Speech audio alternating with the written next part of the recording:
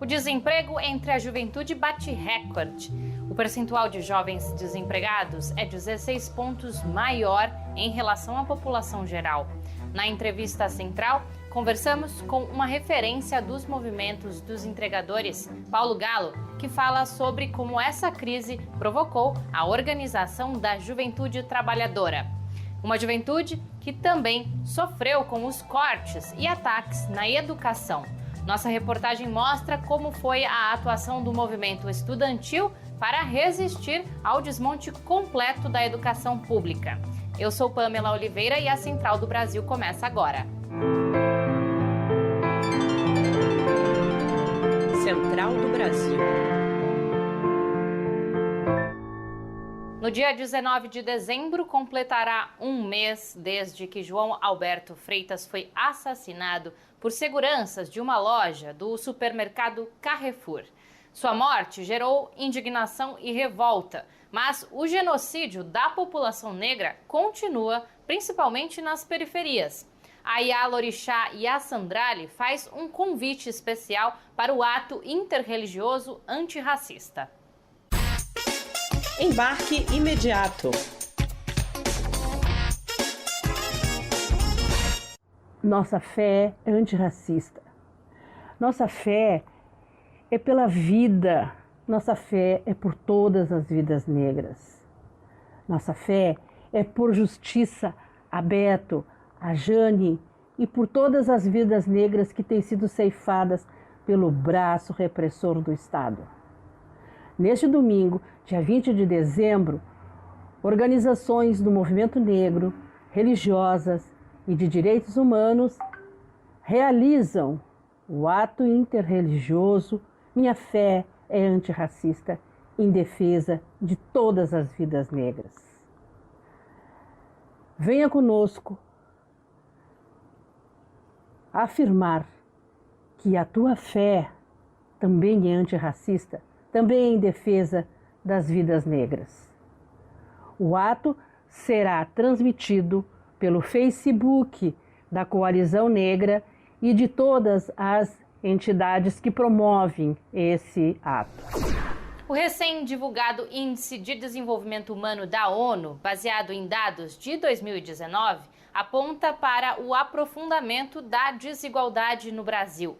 Mesmo assim, o ministro da Economia, Paulo Guedes, anunciou a proposta de salário mínimo sem reajuste acima da inflação. Vamos saber mais sobre essa dura realidade com Afonso Bezerra. Nacional. O Brasil é considerado o segundo país do mundo com o maior índice de desigualdade social e concentração de renda. Perde apenas para o Catar, de acordo com os dados do Índice de Desenvolvimento Humano das Nações Unidas. Em relação ao último índice no quesito desigualdade, o Brasil perdeu 20 posições. Entre as razões para o país ocupar este triste posto, os economistas destacam a austeridade econômica, o aumento do desemprego, a precarização do trabalho e o sucateamento dos serviços públicos. Estes problemas se aprofundaram com o governo Bolsonaro a partir de 2019. Segundo os analistas, entre 2009 e 2014, o Brasil experimentava índices melhores do que os de países desenvolvidos. Nos últimos anos, esse cenário se inverteu. Para o economista e pesquisador da Universidade de Brasília, Davi Decache, uma das razões para a profunda desigualdade apontada no IDH é a equivocada política de tributação no país. De forma mais conjuntural, nós temos, dentre outros, um fator que é muito grave, que é uma carga, uma estrutura tributária que, além de não combater essa desigualdade que é histórica, a aprofunda. Como que aprofunda essa desigualdade que já é histórica? Uma desigualdade de patrimônio e de renda que é histórica. Porque a nossa carga tributária ela é extremamente leve com os muito ricos e extremamente onerosa para o conjunto da população que é pobre. Outro elemento que colabora para o aumento da desigualdade é a implementação da PEC dos gastos, que reduziu os investimentos e a precarização do trabalho. Em abril, o ex-juiz Sérgio Moro deixou o cargo de ministro da Justiça de Bolsonaro e gerou uma crise no governo. A Parada Cultural de hoje traz uma sugestão para entender o papel de Moro na política nacional. A indicação é da jornalista Ana Flávia Marques. Parada Cultural. Tem uma dica aqui política cultural imperdível para vocês. Estou falando do curta documentário Moro, Mais que Suspeito, que foi lançado pelo Comitê Nacional Lula Livre e que mostra desde o grampo ilegal que o Moro divulgou, gravou e divulgou, até a ida dele para Álvares e Marshall como sócio-diretor. Agora, recente, né? O Moro se tornou sócio-diretor da empresa que faz parte da gestão da recuperação judicial de empresas que ele mesmo ajudou a quebrar, como a OAS, a Odebrecht. Enfim, o filme é conduzido por dois atores geniais, que é a Juliana Gerais, que ficou famosa pelo Todos Nós, passada na HBO, e o querido ator Tadeu de Pietro, que também vai conduzindo e mostrando as evidências da perseguição ao ex-presidente Lula. Tá aqui a minha dica para vocês, espero que vocês gostem, curtam, comentem, compartilhem e nos ajudem a fazer lançamentos nos estados, nas organizações, debates sobre esse filme, porque ele mostra uma narrativa com começo, meio e fim dessa perseguição ao ex-presidente Lula e por que o STF precisa anular os processos contra o ex-presidente Lula por suspeição do ex-juiz e ex-ministro Sérgio Moro. Somente este ano, o governo Bolsonaro cortou cerca de 5 bilhões de reais da educação. O setor já sofre sem recursos pela lei de teto de gastos e ainda enfrentou as tentativas da base bolsonarista de capturar o dinheiro do Fundeb. Na reportagem, Naya Tawani nos mostra as lutas da educação neste ano de pandemia. Trilhos do Brasil. Aulas remotas, troca de ministros, ataques ao Fundeb e adiamento do Enem marcaram a educação neste ano de 2020. A pandemia do coronavírus levou as escolas e universidades a fecharem as portas e recorrer ao ensino remoto. Processo que expôs ainda mais a desigualdade social que existe entre os estudantes. Arthur Tupi, vice-presidente da União Brasileira dos Estudantes Secundaristas, explica este e outros retrocessos que afetaram essa pasta da educação em 2020.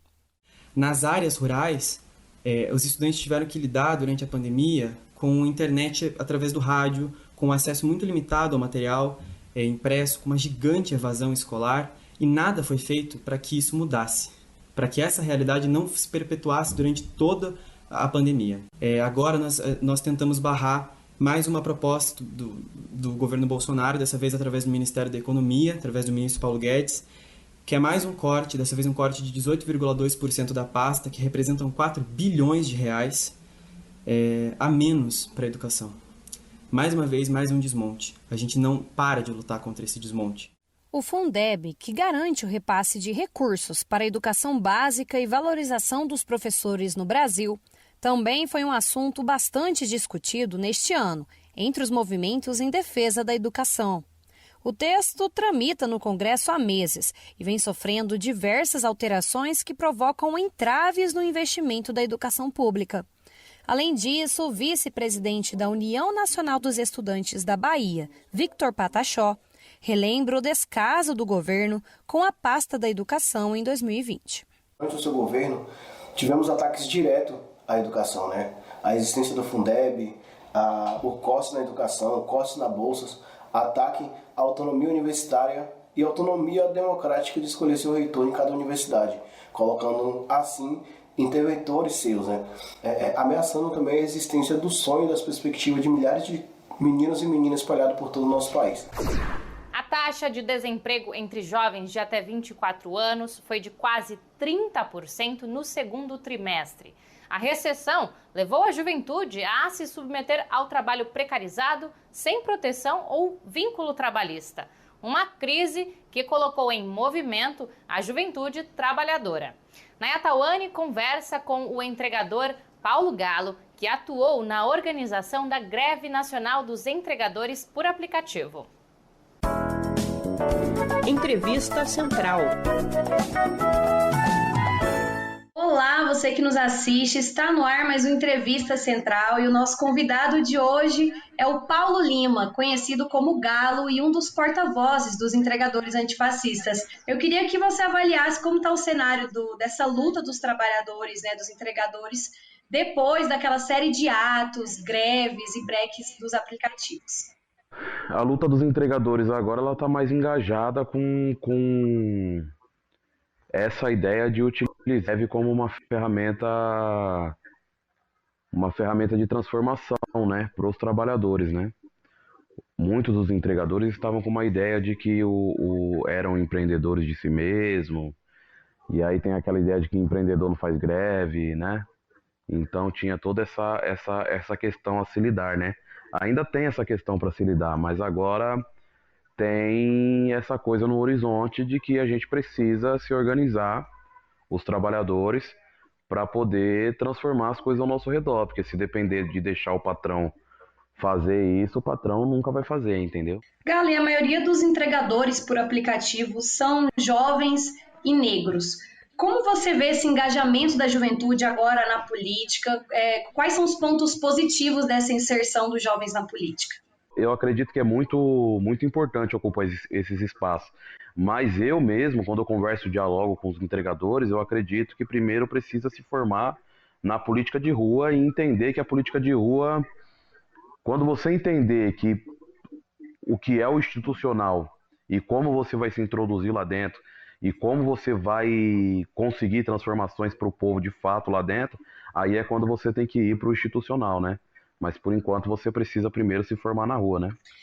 E é possível que os entregadores e os trabalhadores de várias classes, né, de forma geral, se emancipem, conquistem direitos através dessa organização da luta? Eu tenho uma coisa que é assim, ó, tem uma frase que fala assim: conheceis a verdade e a verdade vos libertará, né, irmão? E a verdade para mim é essa daqui, ó: existe força de trabalho sem patrão, mas não existe patrão sem força de trabalho, entendeu? Essa, para mim, é a verdade chave para a classe trabalhadora, entendeu? Então, o que eu acredito? Eu acredito que a gente pode se organizar a um ponto de não só conquistar direitos, mas de ter o direito de não ter patrão, sabe? O direito de conseguir se organizar. Mas não é não ter patrão igual as pessoas acham que os entregadores não têm patrão. A gente tem patrão. A diferença é que nos aplicativos o patrão ele se esconde, entendeu? É uma nova modalidade de exploração. É tão exploratório que o patrão precisa se esconder, porque senão dá ruim para ele, entendeu? Então, qual que é a grande situação? É não ter patrão mesmo, os trabalhadores se organizar a partir da ideia de que a força de trabalho gera uma produção, essa produção na sociedade se transforma numa riqueza e essa riqueza deveria vir derramando por igual sobre todos, entendeu? Então, eu acredito que a classe trabalhadora se organizando, ela não só consegue mais direitos, como ela consegue isso aí que você falou, essa emancipação geral aí. Agora eu gostaria de saber de você, né, enquanto um entregador por aplicativo. Como você tem passado essa pandemia? Quais foram as principais dificuldades que você tem encontrado aí ao trabalhar? A gente tem tantas coisas para matar a gente que o vírus acabou que chegou e teve que entrar na fila dessas coisas que tem para matar a gente, né? Numa pandemia, surgiu alguma notícia de criança branca morrendo, assassinada? Em Moema, no Higienópolis, no Morumbi. Não, aqui onde a gente mora, nas periferias, nas favelas, nos morros, as crianças não param de morrer. Então, como é que eu lido com a pandemia? Como mais um dos inimigos que chegou aí pra ferrar a gente, entendeu? Vai ter que entrar na fila, tem muita coisa querendo ferrar a gente. Então, a forma que eu lido e que outros trabalhadores lidam, que eu vejo que se lida com a pandemia, é dessa forma, mano. É mais uma das coisas que tem aí pra matar a gente. É mais uma das coisas que a gente vai ter que buscar se proteger, entendeu? O fim do mundo já tá ocorrendo desde que nós nasceu. Eu falo que antes da pandemia nós já vivíamos um pandemônio, entendeu? A diferença é que ninguém ligava pro pandemônio, né? Pra pandemia todo mundo liga, porque o vírus ele não é classista, não é racista, pega todo mundo. Então tem uma falsa impressão de que agora todo mundo precisa lutar contra o vírus. E realmente, todo mundo tem que lutar contra o vírus. Mas a grande verdade também é que todo mundo não luta contra o pandemônio, entendeu? A gente termina por aqui. Para falar com a gente, anote o nosso WhatsApp. DDD 11 93081 3336. Até amanhã.